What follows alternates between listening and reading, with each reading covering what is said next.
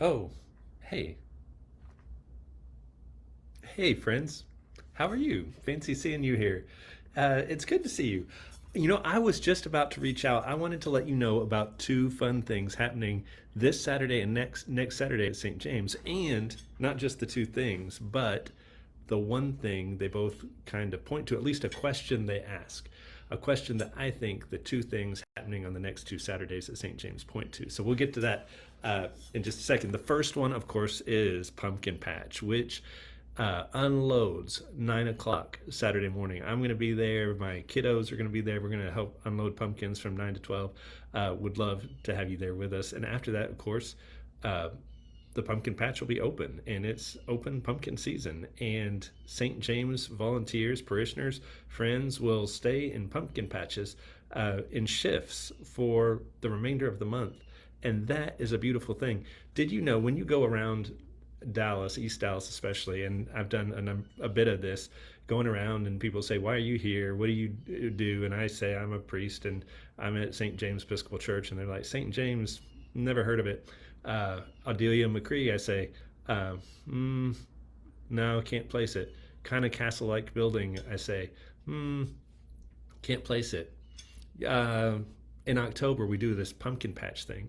Oh, I've been there. In fact, I know I was there with my grandkids 2 summers or two Octobers ago, and we got the best pumpkins, had the best. I know exactly where you are.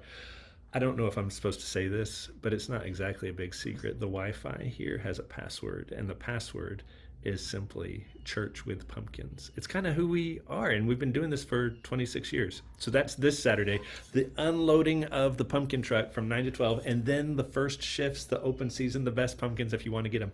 Next Saturday, there's this thing that initially doesn't look connected, but I think it actually is. And I wanted to tell you about it, but hey, I'm in the middle of this thing. We talked about this. You're not supposed to be on my desk. Um, no, I don't care how cute you are. Uh, you need to go find your water. I'm so sorry, guys. This is always embarrassing when this happens. But well, you know what? You're I'll forgive it this time. Spiky here is knows that the next thing I wanted to tell you about, not this Saturday, but next Saturday at 3 o'clock, is the blessing of the animals out near the same pumpkin fields here at St. James. We'll be blessing animals. So here's the question. Here are the two things, the two Saturdays: the unloading of the pumpkins, the beginning of pumpkin season, and 1 week later, 3 o'clock, out near the pumpkin fields on a Saturday, the blessing of the animals. Why do Christians do these things? Why do Episcopalians especially spend time in fields, and why do we bring our pets? Um, no offense. Why do we bring our pets into God's presence for blessing? And I think the beginning of an answer can be found, like if you just want a short takeaway, I think the easiest answer is matter matters for Christians. Matter matters. One answer, two words. Matter matters. But because those two words, like, while true and kind of catchy, uh, kind of need some unpacking, I want to enlist the help of Spiky here, but also our good friend in the faith, Wendell Berry, who's a fantastic poet and author. And he asks in an essay, "How must we live and work so as not to be estranged from God's presence in his work and in all his creatures?" How must we live and work so as not to be estranged from God's presence in his work and in all his creatures? And I think that question points to a little bit of why Christians, Episcopalians, would spend time in pumpkin fields for a month, why we would spend time noticing the creation around us, and bring our animals, our plants to God and ask God's blessing in the way that Francis invited us to, reminding us that, as St. Paul wrote, all creation groans in expectation for the salvation that comes from God in Christ Jesus. The question God's heart for all things asks us is, how must we live and work so as not to be estranged or cut off from God's presence in his work and in all his creatures? And then Wendell Berry gives a poem that is a description of that cut offness. And I want to share it with you because I think sometimes it is so much our default that it's easy to forget the ways we forget. We don't even see the ways we forget our belonging to the creatureliness that we're a part of and all of the creatures around us. Wendell Berry writes, "Every place has been displaced, every love unloved, every vow unsworn, every word unmeant, to make way for the passage of the crowd, of the individuated, the autonomous, the self-actuated, the homeless, with their many eyes opened only toward the objective, which they did not yet perceive in the far distance, having never known where they were going, having never known where they came from." That reference to the homeless there does not refer to folks living without homes, but to all of us homeless, because every place has been displaced, every love unloved, every vow unsworn. And so we live a kind of nomadic pursuit, disconnected from the world around us. But we aren't without hope. We aren't without hope. And Wendell Berry has a lot of additional poems that point to the hope of groundedness, suggests that when you and I go out into the field and put our hand in the soil, we are doing something that's even holy. And this is one short poem I love that that speaks to that. Also, I mean, you might have heard even in the news there's kind of an awareness circling back this act of grounding where people just spend time barefoot on the earth, and biologically, psychologically, spiritually, it sort of recalibrates us, because this is how we are meant to be. We are meant to live in acceptance of our creatureliness. So Wendell Berry writes again, "I go among trees and sit still. All my stirring becomes quiet. Around me like circles on water.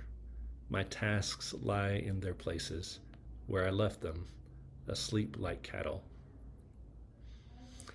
I love that. I go among trees and sit still. I don't know that it'll be especially still in the opening days of the pumpkin patch. I'm sure there will be bustling, but I know over the course of the month there will be opportunities to sit still and reflect on things like pumpkins. Does anyone else like to reflect on pumpkins? So I love carving pumpkins, and I will carve at least a couple this fall. And I love doing the complicated patterns and stuff where you poke, and then the saw. I'm usually disappointed when I host pumpkin parties, because I will invariably like want to spend 2 hours or more with my pumpkin and like get to know it. It's this, you're taking something that's not lasting. It's a fragile, contingent creature like me, and you're going to invest time and resources, be present to it just for the love of it. Kind of like the psalm that says God made the Leviathan out there in the sea just for the sport of it. It's this invitation to this extravagant kind of wasteful love. But then usually at the parties I go to or that I host, like a couple kids will carve some triangles, poke it and say, "Hey, I finished." And I'm like, "You haven't even had time to properly hollow that pumpkin up to the standard that you should have for yourself."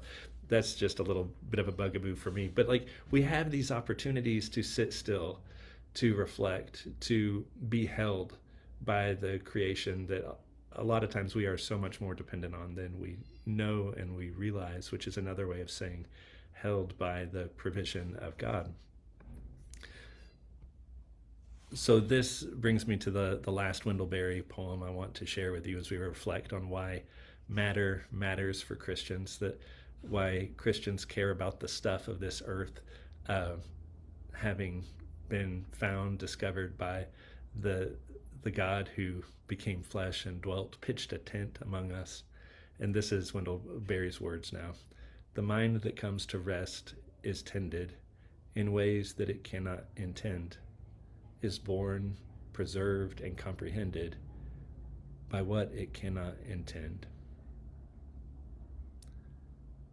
There is gift for us that comes to us that we cannot make for ourselves. There is the discovery of God's great love for us and all things, and the surrender in the truthfulness of our acknowledging our creatureliness and in our discovering our living into our kinship with all that God has made. So that's the framework I'm holding in my heart as I live in these pillars that our church year has given us. This coming Saturday, the arrival of the pumpkins, the unloading of the truck, the beginning of pumpkin season, and 1 week later, Saturday at 3 o'clock, the blessing of the animals, the gathering of all things. If you don't have an animal, when I was a kid, they taught us to bring a potted plant or something like that. It's just a reminder that God's love that cuts to the heart for each one of us is for all that God has made. There's nothing that has been precluded from the possibilities of God's goodness and God's mercy. Every riven thing belongs to this God, and God is bent on bringing all good things, or bringing all things for the good and making all things new. So that's what the next couple weeks are about. Come as you're able. Bring a friend, share the joy. It is a gift to be God's people and to be given the gift of days like this to share. Thanks, friends. Take care. Talk to you later. Peace.